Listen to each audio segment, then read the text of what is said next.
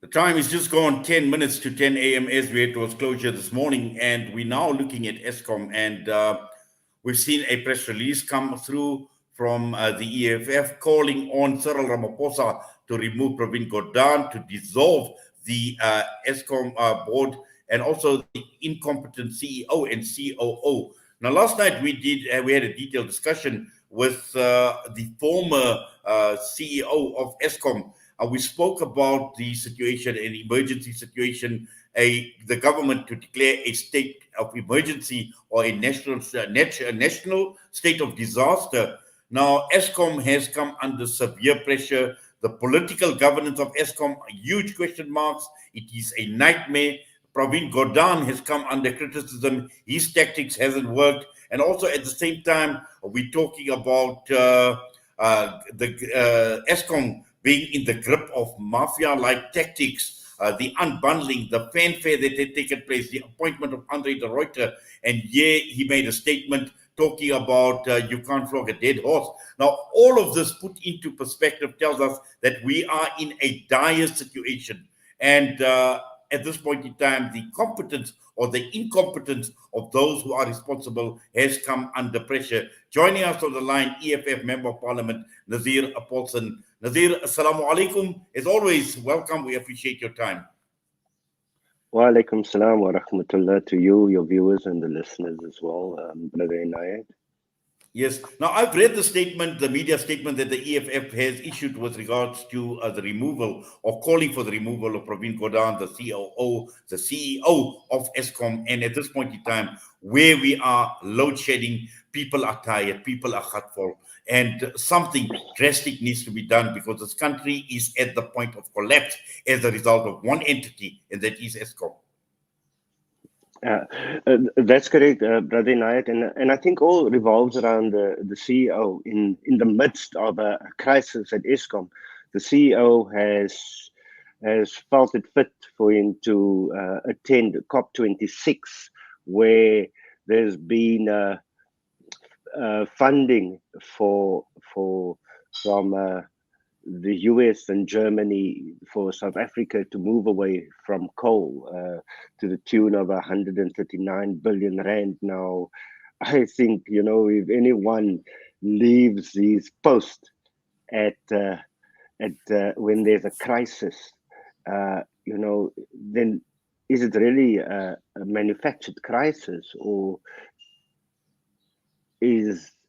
what is the actual agenda of Pravin Gordhan and Andre de Ruyter when it comes to Eskom? Are they wanting to shelve the coal producing capacity of Eskom and move over to renewables completely, because then it is the government that runs our coal power stations and our nuclear power station, and IPPs will be run by the private sector? Are they wanting to privatize electricity completely, because that would then make electricity even more expensive than what it is? Well, certainly, and I think what you're saying is very interesting in terms of, is this a manufactured crisis? Because this is absolutely important. Like you mentioned, Andre de Ruyter attending COP26, and last night when we had the former CEO of Eskom, and he questioned the fact. He says, what is Andre de Ruyter doing at the time of crisis? What is he doing in Glasgow?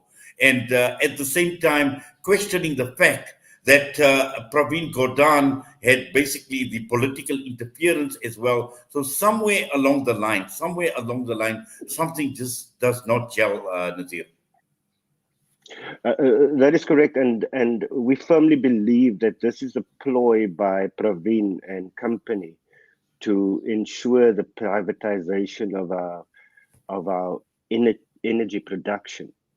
And the EFF will not stand by and watch how essential or critical resource like energy production is privatized and making it almost unaffordable for ordinary people. Yes, because the message also that Pravin Gordhan should have been giving Andre de Ruyter is forget COP26, forget everything else. Your job is one, and your brief is clear that you need to get to the required capacity that would meet our needs without all the problems that are associated with load shedding. And I suppose this is where the EFF comes, and you feel very, very strongly that this man is not doing his job. Exactly, and under the Reiter had one uh, job to perform, and that is to turn around Eskom to make sure that we don't experience these rolling blackouts. Machela Koko did it, Brian Molefe did it. They managed to turn around Eskom and keep the lights on. Under the Reiter, a white male, through his arrogance, has not been able to do that and refuses to tender his resignation voluntary. And if he's not going to do that, then it is up to Pravin Gordhan to make sure that he fires under the Reiter. If failing that, if a man is not performing his job and you refuse to fire him, what is the relationship between you and that person? So the president then has to step in and say, look, you were supposed to fire that man already and you haven't done so. The electricity is at an all-time low, energy supplies at an all-time low, or rather power supplies at the all-time low, and you have not done anything about it. This man has failed to do his job. Why are you not firing him? So then the president then has to remove Pravin Gordhan, get someone who's willing to fire a white male, who's arrogant enough to dig in his boots and say, I'm going nowhere. Yes, but also, Nadir, when the president of the country, and we've heard this during the time of his election hearing for the local government elections, where he issued certain threats to people saying that, if you don't vote ANC, you will not see electricity. Your electricity supply depends on you voting the ANC. Now, when the president makes these type of statements, clearly somewhere along the line, there is something playing out, because we're talking on the one hand, we're talking about the president, we're talking about the minister in charge, Pravin Gordhan, we're talking about people like Andre de Ruyter. Well, the voters have spoken. The ANC's national vote tally is well below 50%, which means the voters have no confidence in the president. And they have no confidence in the president because with all the energy outages, power outages, the president has failed to act, and voters have said, we don't believe you. We don't trust you. You have Pravin Gordhan still in his job. You have Andre de Ruyter still in his job. You have Jan Oberholzer still in his job. We don't trust you. We don't trust you. Things are bad already. We still won't vote for you. So the voters have spoken. And the ANC and the president better catch a wake up here, because voters are saying, you're on 46% now. It's going to go further south come 2024. The ANC will be out of power. The ANC will be out of power. There'll be a new government that will make sure that we act in the best interest. And the EFF will be part of that new government that acts in the best interest of the people of this country. And if Andre de Ruyter is still in his job, then he's out of his job. Pravin Gordhan won't be a minister by then. We would not want arrogant, self-absorbed, self-centered people who only think of themselves, their friends, their business connections when it comes to running the affairs of this country. And very important is electricity. Without power, without energy, there is no economy in this country. The economy is going to suffer even more while we have a Pravin Gordhan, while we have a Andre de Ruyter, and while we have a Jan Oberholzer still in the jobs. We need people who are competent enough to perform the one task they have, and that's to keep the lights on. It's very simple.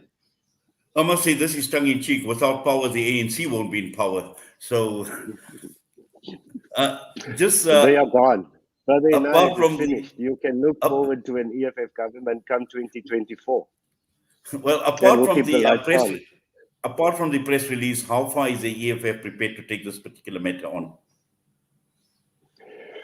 Well, Brother United, we've shown last year in the storm, in a pandemic, that we could lead thousands of people to Eskom's headquarters at Megawatt Park. This time, when we go there, we are going to demand the resignation of Andre de Ruyter and Jan Oberholzer.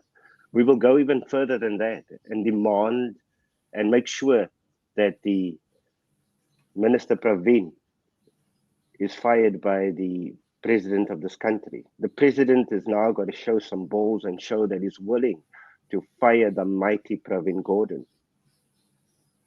Well, let's wait and see. Unfortunately, time has run out, Nadir. We would have loved to engage a lot more with you, but I'm sure from time to time, we definitely will get updates from yourself. But for now, we thank you. We appreciate you. Say shukran for your time with us this morning here on Salam Media. Shukran so much, Brother Inayat. Okay, assalamu alaikum wa rahmatullahi wa barakatuh.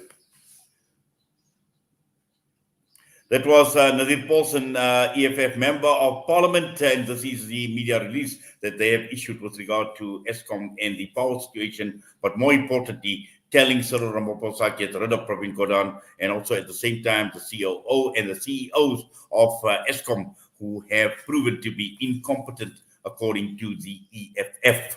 And that brings us straight on to 10 a.m. I'm going to be signing off this morning. Once again, it's been an absolute pleasure being in your company, the various platforms of Salam Media, Al-Ansar, Durban, Pietermaritzburg, and also One Nation, 88.9 FM. It's been great being with you this morning on News and Views. And until we meet tomorrow, inshallah, once again, Assalamu alaikum wa rahmatullahi wa barakatuh.